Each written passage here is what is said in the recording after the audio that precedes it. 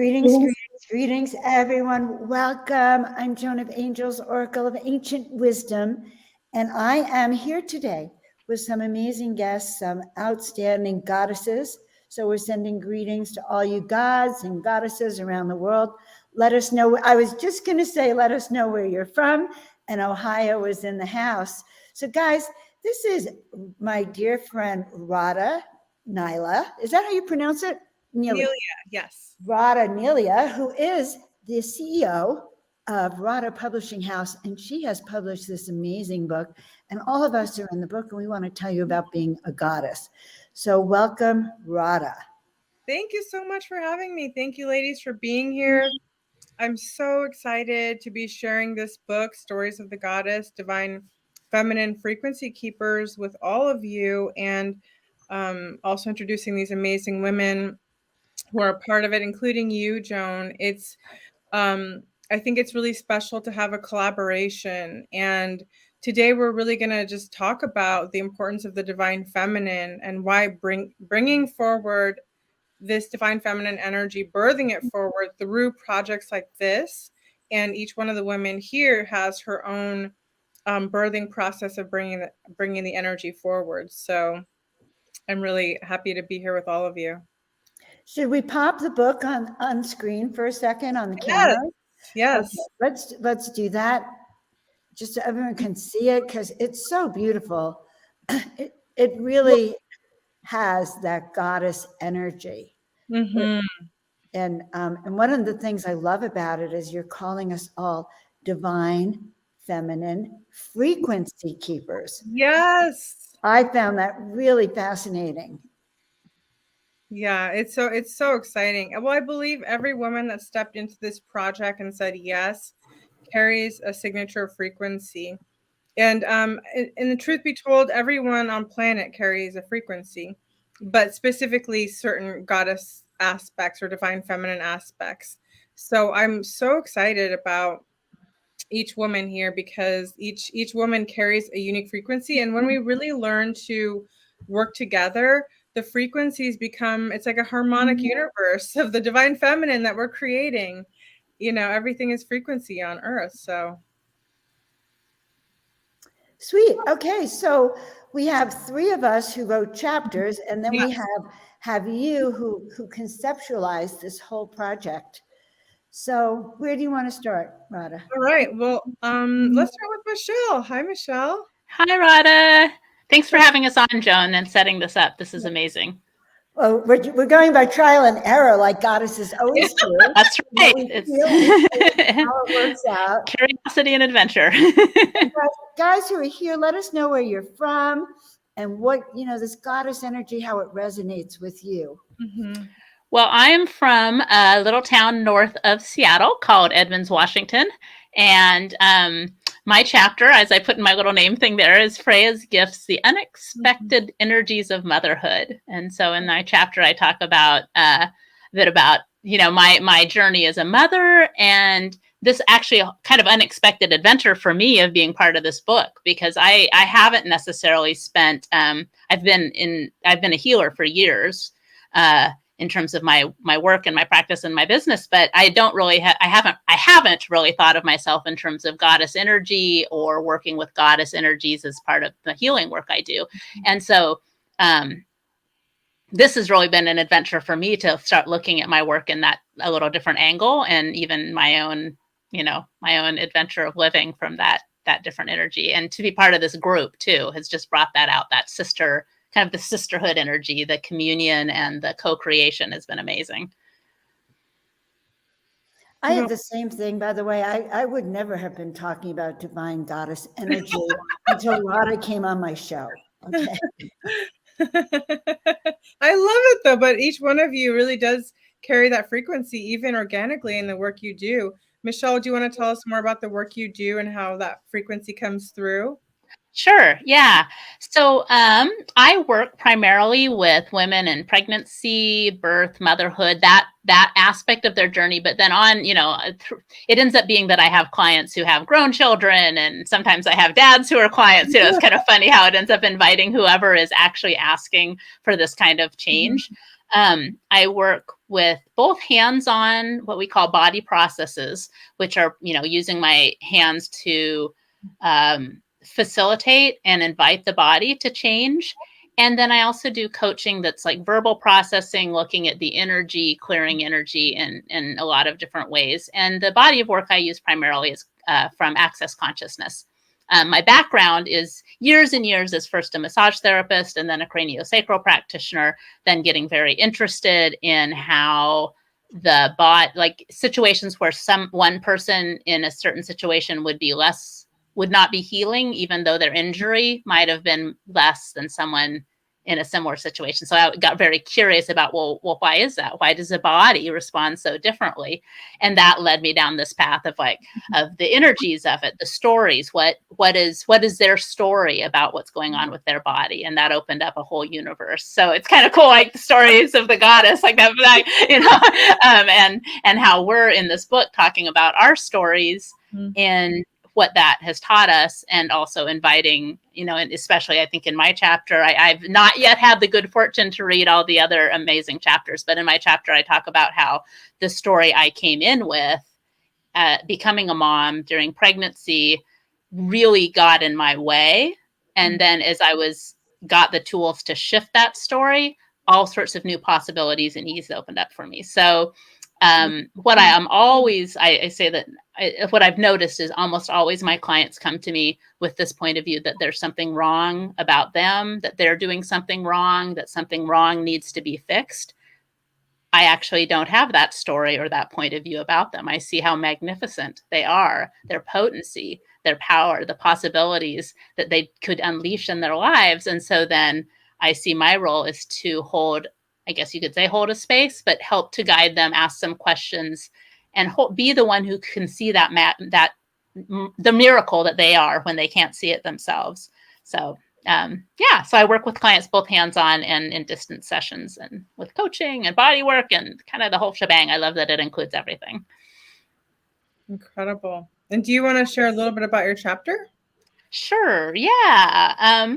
So I talk in my chapter a lot about my journey as a mom. I became a mom when I was already in my late 30s. And so I had pretty set points of view about who I was, what were my strengths, what I thought motherhood would be like from listening to other women talk about their experience, from talking with my, family and friends, and whatever we do where we kind of collect this set of ideas or expectations about what things are going to be like.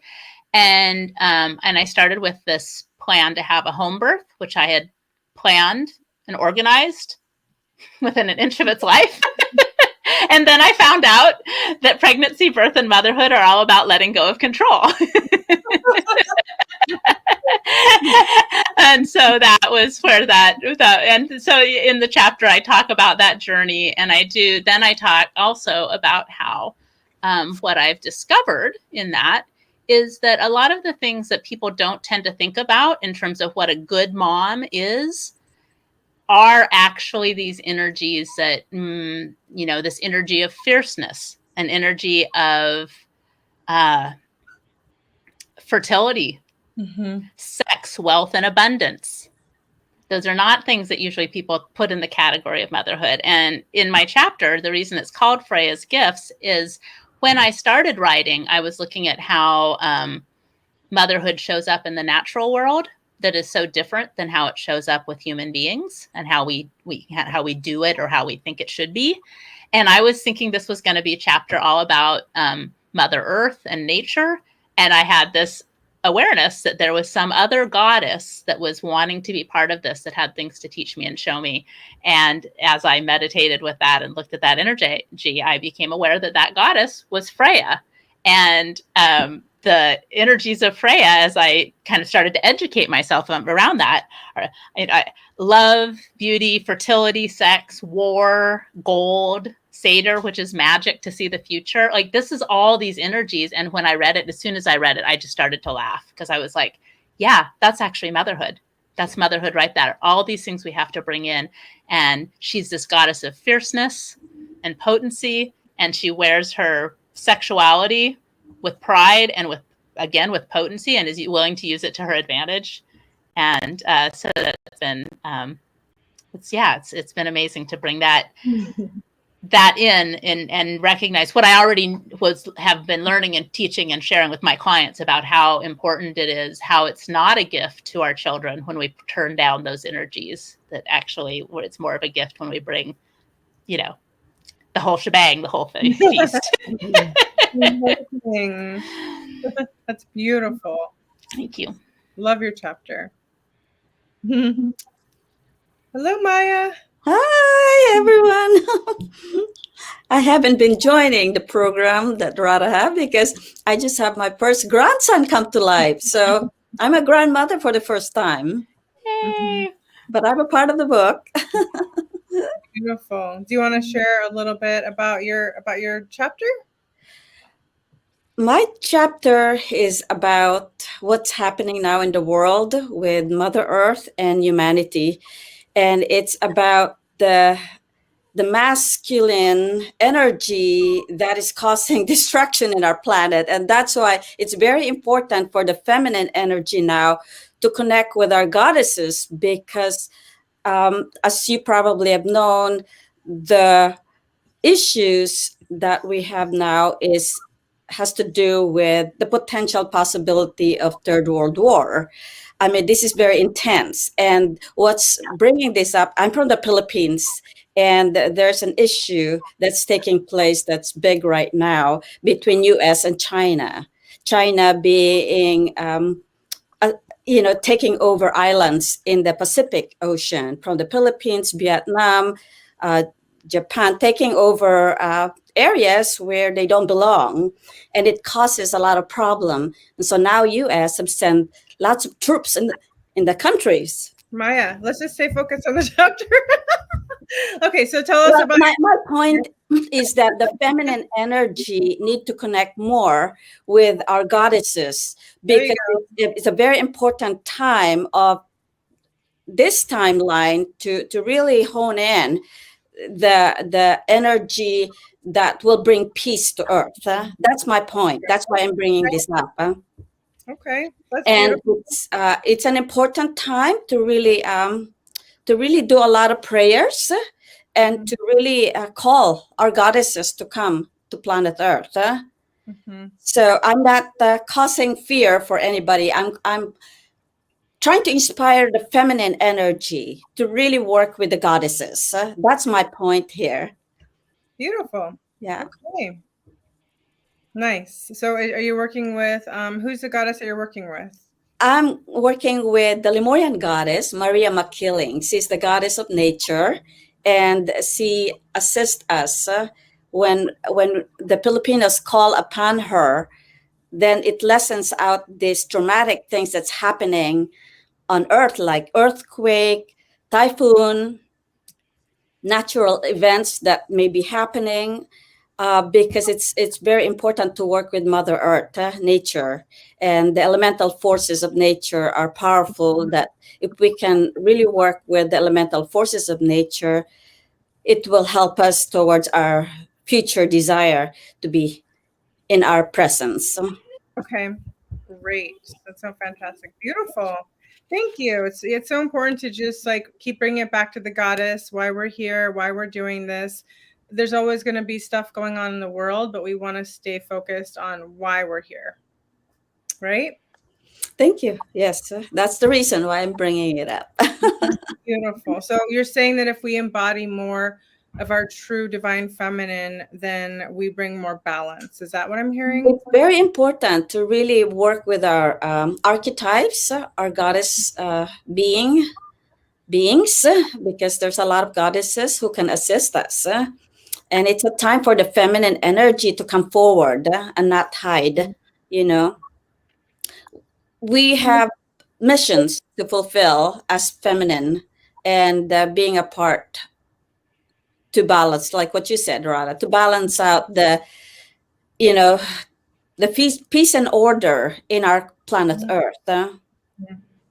And that's why I feel like this book is very important, Stories of the Goddess, because we're honing in our motherhood, our protective nature, our divine feminine coming into being, because as the masculine caused a lot of turmoil in the air, who is in need of power, hungry for power, hungry for The control. distorted masculine. There's a lot of incredible masculine, but we're talking about the distortion of the imbalance. Yes. I'm talking about the leaders of the country who have a very strong negative masculine tendencies, who's causing problems in our planet right now, and that we really, as as we can bring our matriarch into the picture, and by feeling that into our heart and soul.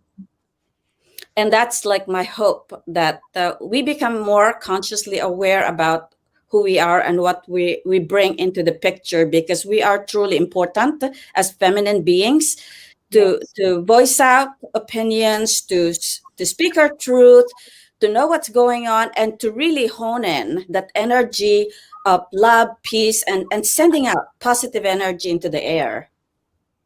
And I think we really need to spread that to other feminine beings, that we're here to support that nature of peace, love, harmony, and all of this. And also the fierce feminine, I hear the fierce feminine coming through you, that it's true. The voice of the feminine is so needed. That's why this book is happening, because even now, many aspects of the patriarchy are still trying to suppress the feminine in a very underhanded way. In so many ways, you can see that everywhere.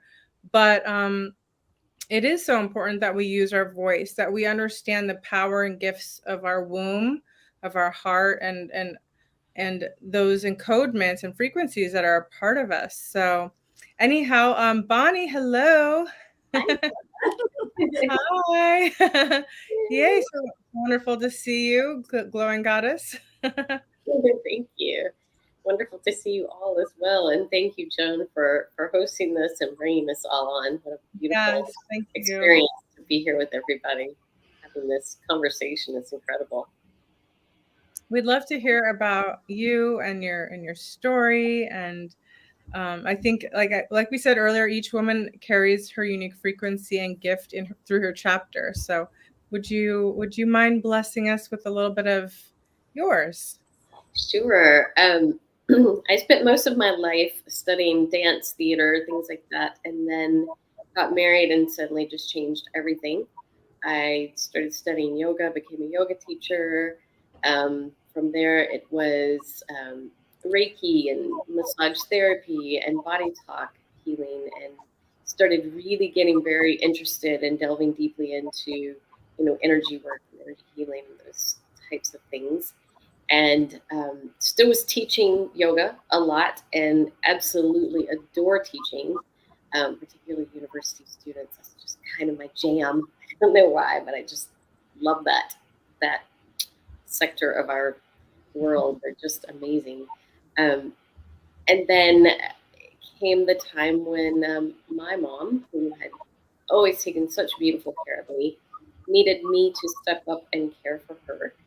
And so I did that, and walked with her through her journey until she flew away with the angels like 6 months ago.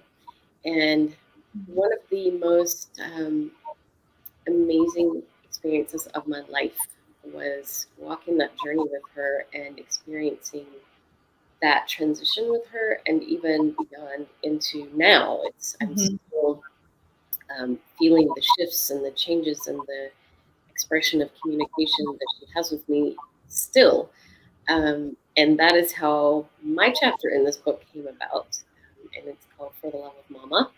And because, it is about my journey post-transition, in that really sort of very, very delicate time when someone transitions, when someone moves on to their next big adventure, and we are still here without their physicality. And it has been such a profound time for me, because just what I experienced during that window of time was so powerful. And the choices that I made to create for Mom what she wanted after she left, and the way that came about is what I'm sharing in the book, as well as how it all was woven together for me. That experience, how it wove into and came full circle for me to see her teachings throughout my life, and how it all had sort of culminated to that point. And so the chapter is really about that, and about being able to have the strength. And let me tell you, it takes a lot of it to stand up and do something different than what is considered the social norm when you are caring for someone who doesn't wish to be cared for in the way that our society cares for people at that point in their lives, and for that person who wanted something very non-traditional when they were birthed out of this planet. And it does take quite a bit of strength and stamina to take that stand and do that. But fortunately, she had really prepared me. And the goddess that comes through with that is Earth, or often called Gaia. Pachamama, many names that it's given depending on the culture. But my mom was always such a part of the earth, raised me on an organic farm, and was always, out growing and digging in the dirt and doing things and teaching me those things, and being such a beautiful steward of the land and teaching me those things as well. And so that's sort of my journey and how it culminated into the chapter for the book.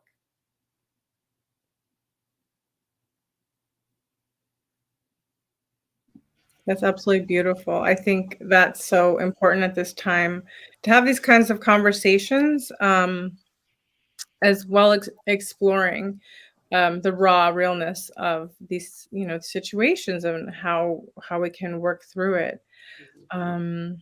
Yeah, it's so important to share stories, because we learn from each other. Nobody has all the answers, and nobody has all the keys. We all have a key to a door that opens, and that usually, and the stories in this book are beautiful because there's so many different kinds of stories, and each woman is bringing her key code into this book.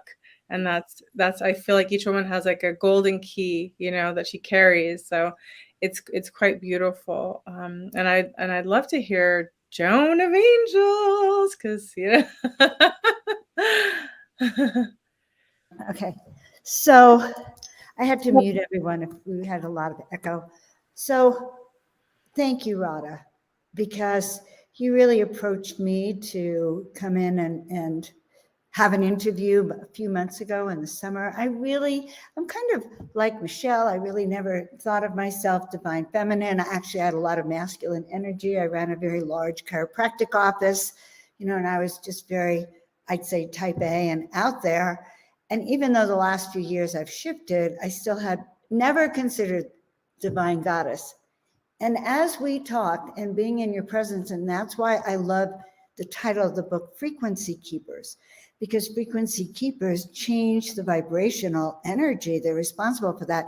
And we're on our show on my YouTube channel, going out around the world. And there you are, changing my frequency by talking about the goddess and bringing in the goddess energy. And that, thank you for sharing. Yes, guys, we really appreciate that. And you brought in this goddess energy for me, so strong that I'm sitting there with you online, and I'm actually, when we got off, I actually had visions of Atlantis drowning.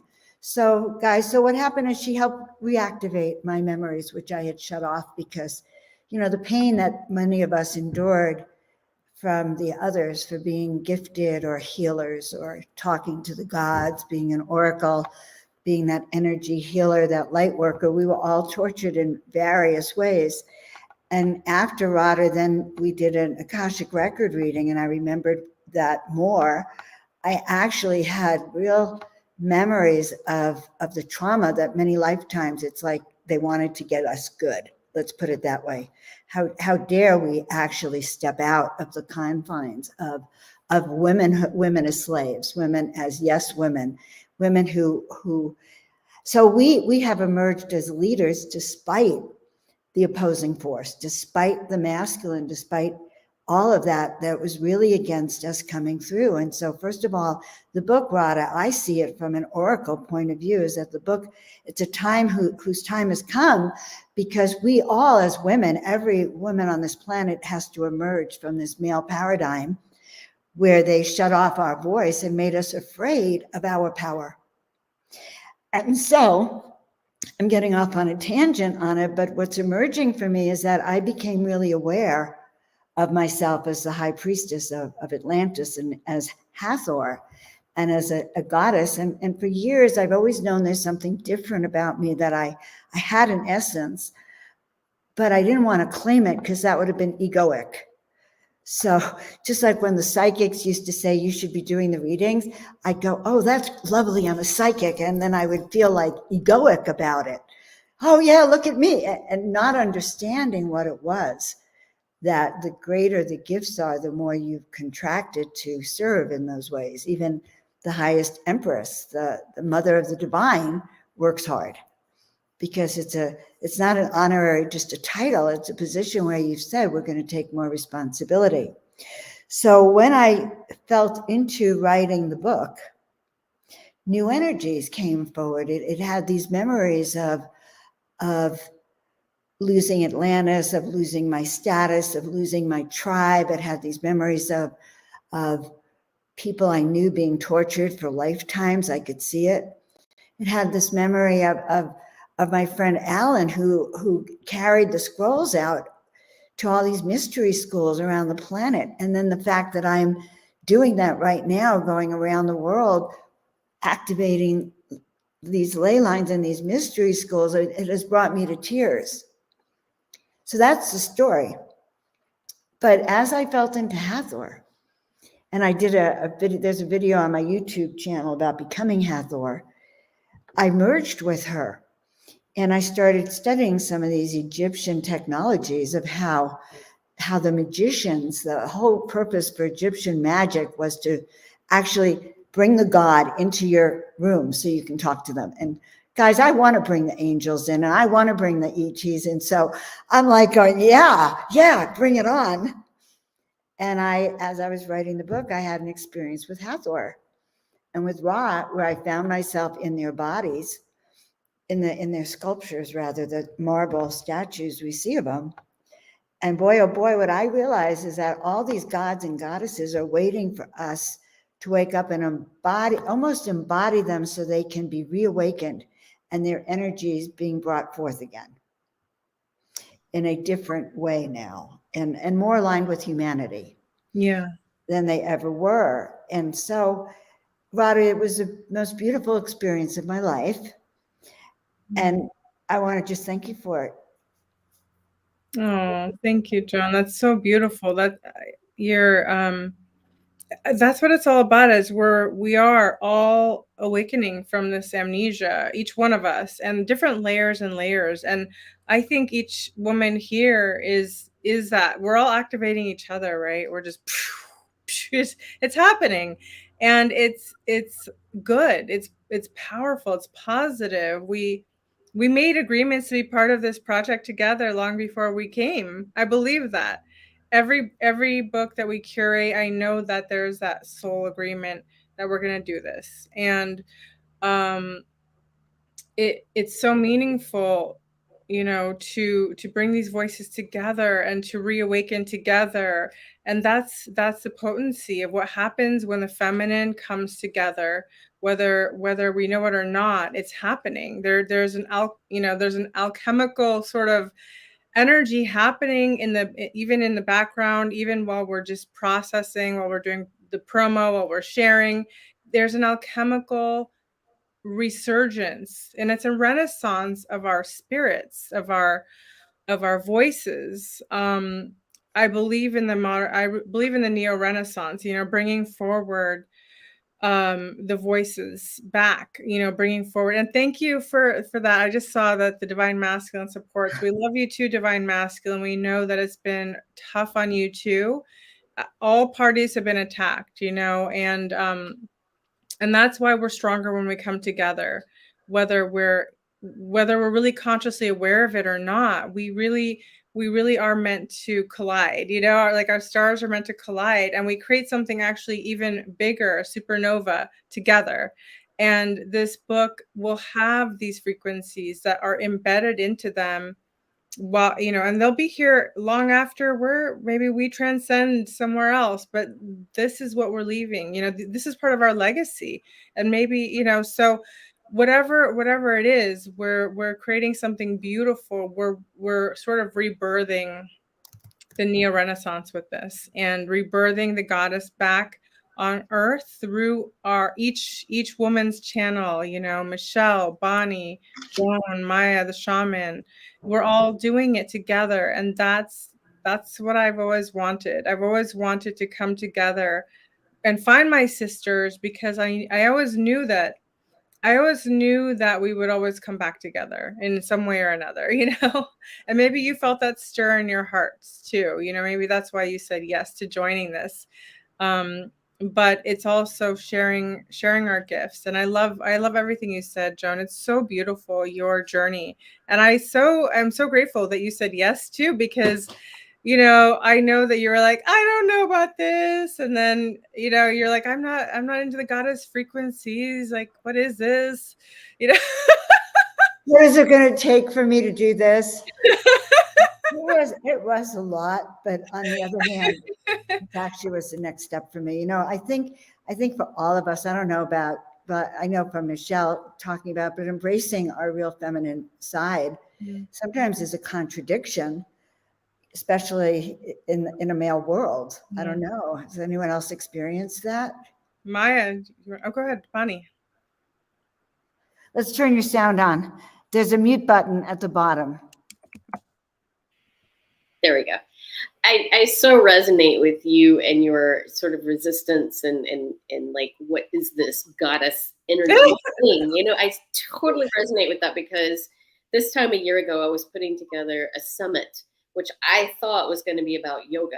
And this person who was guiding me through this said, okay, pick up your pen, and right now you're going to write down the title of your summit. And I had all these yoga ideas, and I pick up my pen, and my pen wrote Inner Goddess Summit. And I went, what does that mean? What? Who are you, pen? I had no idea, what is this? And so I ended up doing this summit with 21 amazing women who proceeded to tell me all about the inner goddess. And I started to realize, well, I created a style of yoga that I call goddess yoga like a million years ago. And I'm still sitting here thinking like, oh, I have no idea what this goddess thing is. I don't know. I'm leading goddess yoga workshops, but I don't know what the goddess is.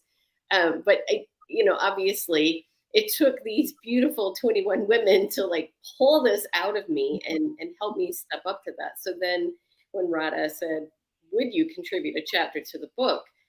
I was like, well, I guess. I mean, I'm on this little goddess trail that I don't understand, but hey, I'm just going to show up and say, okay, here I am.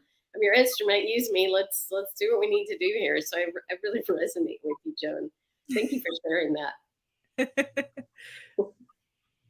The man's world has been really interesting. I was a chiropractor for many years, and there were things I didn't want to say that were intimidating to really learn how to step up and really be so proactive for my patients and the women who came and the kids, and stand up to the doctors who think they know everything and talk about health from inside. It was an interesting time.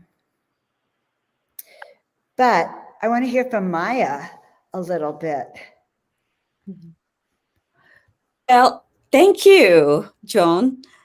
I feel like all of us here are really wanting to manifest the feminine energy more in this planet at this time.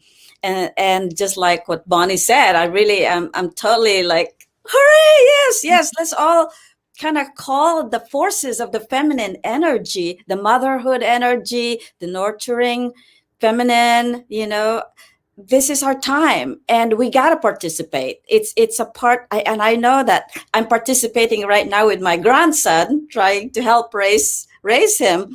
but it's really as important as this one. So I try to make my moment here. But this is a very important time for the feminine and the goddesses within us to really hone in and really like, we got to hold on to our goddesses and to our inner being as a conduit of the goddesses too. So this is such an important time. It's a great time because we have all these wonderful things happening behind the scene that we may not even understand how profound this moment is. But we are in between timelines right now. We are between the Kali Yuga and the Satya Yuga. And there is a juncture between that. And this is where we can truly manifest. And so it's important to call upon manifestations to come into being. And as the feminine helpers of the masculine, of the divine masculine, we're here. We have the power to do it. And I hope that women will be more inspired to really hone in their own power and not to shy upon expressing their skills, their important role to play. And it really is the call of the time. That's all I can say about this moment in time. As many things are happening, negative and positive, parts of this planet Earth is taking place. And not only planet Earth, let's go cosmic. We're wanting to be a part of the galactic realm. We are not just, staying here. But we want to recognize the cosmic realm that we are a part of. And so this is a time for us, really.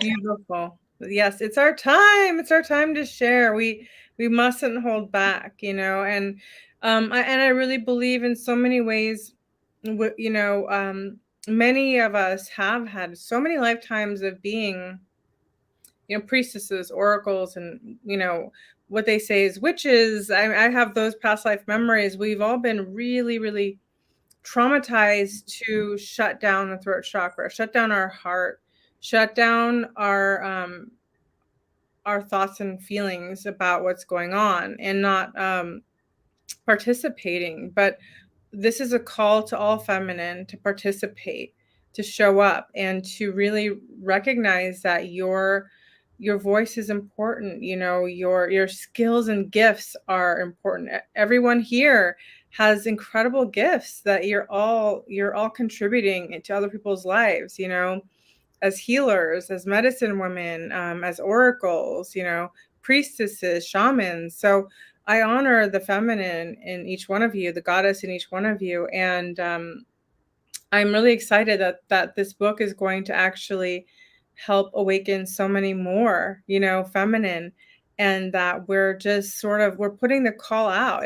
This is a frequency bandwidth call, just like how we heard the call to come here, right? Many of us have heard the call that this was that for this whole entire cycle, we come down and be part of this long, arduous cycle.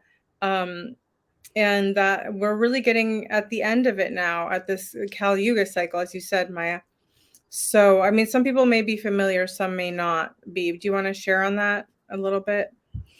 Yes, Kali Yuga is the age of darkness, and we've been through it. And it's getting more intense because the age of light is about to shine upon us. And this is the time when, many mysteries will take place. Cosmic possibilities will happen to us. So I anticipate for that. And I would like people to know that possibility can happen as we come together in a big numbers, like come together in our hearts, mind, and soul. It's really even in our silence alone, as we project our thoughts out, like we send out our energy, that there's no going to be any blasting of destructive forces out there. Just send it out into our space, into the ethers, and call upon our gods and goddesses to come down and assist in our desire to find peace, happiness, and prosperity. It's possible. Those things are just really behind us. And our job is to really keep the energy coming, the positive energy coming this way. So we have all the potential possibilities to do that. We all have our strength, our inner voice, projections, and it's time to call upon manifestations, because we can manifest. This is the layers now is thinning, and so we can call upon manifestations to take place.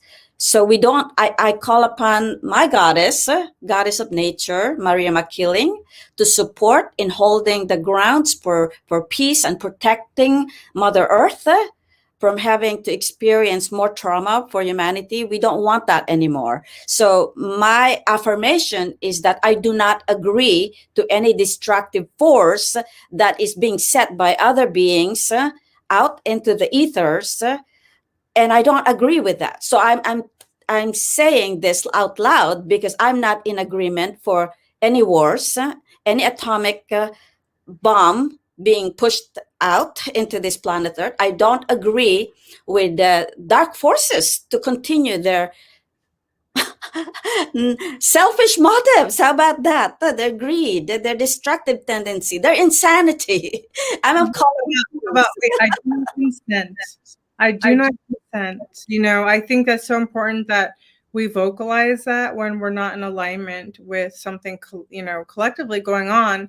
It is actually so important to say, I do not consent. And you can say your full name, but there was so much power in our voice. And that's why do you think it's been attacked over and over and over again? And in lifetimes, in this lifetime, you know, with all of the consensus going on, and you know, there's a lot going on to still keep our voices down, but we just have to keep saying, I do not consent, in our heart and our mind and our soul, and that I'm aligning to the highest timeline, because you know, we're going through timeline splits and things like that. So we want to continuously choose the highest timeline, and also say we don't consent to the pain of this Mother Earth anymore. We're really tired of seeing this cycle over and over, and a lot of this can be prevented. So, you know, the feminine voice is important. You think your voice doesn't matter, but it does. It does. It does. It does. Yes, agreed. Standing up here, push back, boots on the ground. Exactly. We're here with our feet in the ground. And I say, as the world starts shaking and getting more chaotic, we as a feminine we have to ground more, root more, you know, like grow more, grow our branches out, like connect with other feminines. Like this is, you know, the trees are so amazing because they grow their roots and they have a whole ecosystem underground, but they let each other know intuitively, hey, there's danger. Like they share so much information with the roots, you know, and I think we need to get rooted as a feminine again, get back into our roots, get back into ourself, and realize that we have that outreach, you know, that our voices matter. Sometimes we feel so small, and that, oh, there's just too much going on. My voice doesn't matter. I don't even want to try. But no, we are here. We're here for this. We're here for the show. Right, Joan? Right, Michelle? Right, Bonnie? I would like to chime in on something that Maya mentioned, that it's, you know, the Kali Yuga is a dark time, and it seems to be getting darker. And that brings me to mind of the old saying, it's darkest just before the dawn. And if you've ever stayed up all night, it really is darker just before the sun rises. And this is something I've been telling my students for a long time now, quite some time, is yes, it seems crazy. I started saying this around after 9/11 happened, actually. I was just very, very clear to me that yes, this terrible thing happened, and more terrible things are going to happen, and it is going to seem as if the entire world is losing its mind, and we're going into this dark, horrible thing. But I'm so clear that that is just the process of cleaning house. You know, when you're cleaning your house and, you know, it's a mess, so you start cleaning, and you're cleaning here and there and doing everything, and you walk out for a minute for whatever, and you walk back in and you see the house and you go, oh my God, what have I done? It's just like worse than it was when I started, right? but it's because you've drug everything out of the corners and now you can really see it. But once you're done, it's so much better. And this is what I feel is happening now. And I feel so clear that we are moving into a time on this planet that is going to be so much more and so much better than anything we can even conceptualize at this point, because we haven't seen it in these bodies, in these incarnations. And I have such a certainty about that.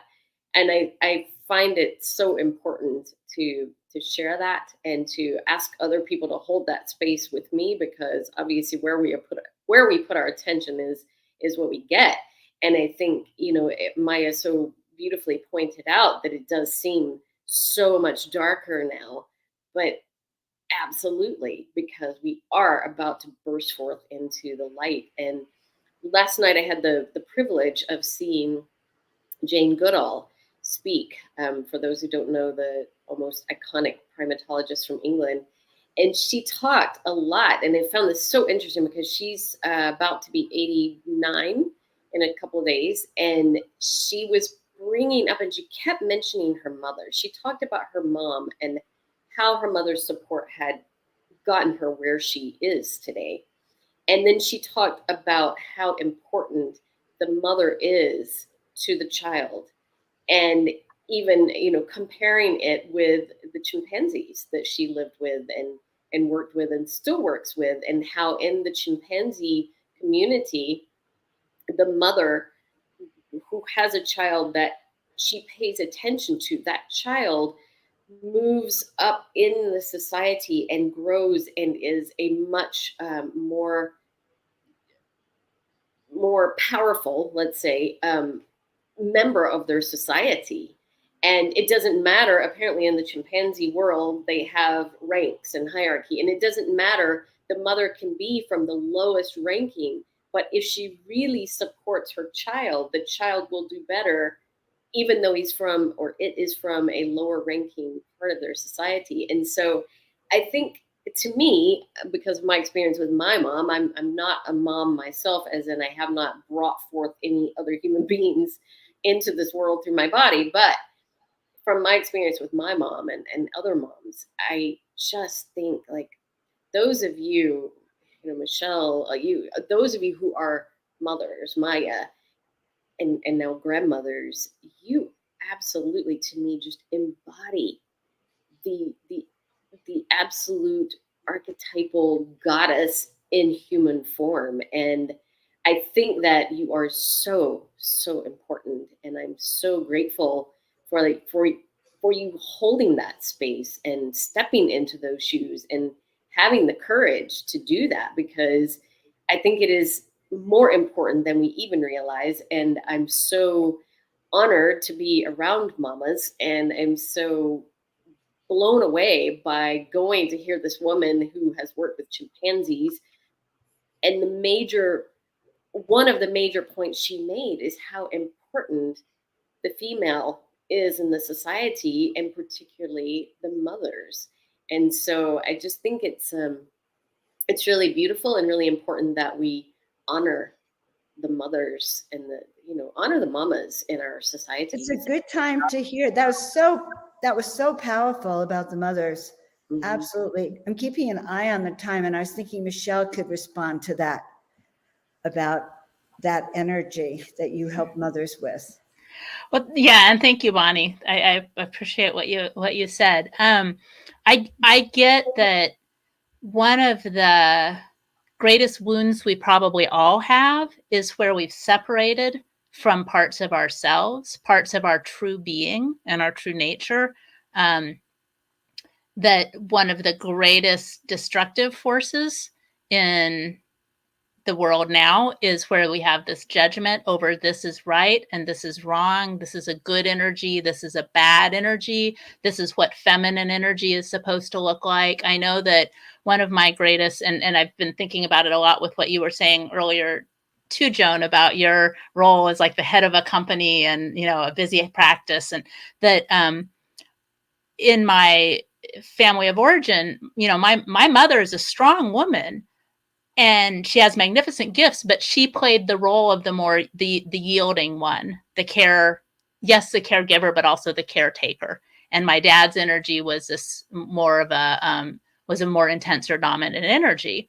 And so as I grew up, I actually aligned and agreed with being that more dominant energy, or because that's what I saw as being powerful. And really with having those definitions of this is mom energy and this is dad energy, I actually separated from having the wholeness of all of that, where I am the nurturer and also the one who will like, I was just yelling at them because they're out in the hall and I told them not to come down here and they're thundering and I'm like, okay, guys. And that is not a feminine energy. That is the fierceness that we can also bring, that sometimes what's required to say like, no, I am making a demand. I'm making a demand of myself to stand up and change this. And I'm making a demand and an ask of the universe to contribute, but a demand that this must change, and whether that be in the sort of the microcosm of our own home and our businesses and what we're creating for ourselves, our passions, our choices, or if it's the macrocosm of the universe and for something different, for a different energy to be unleashed.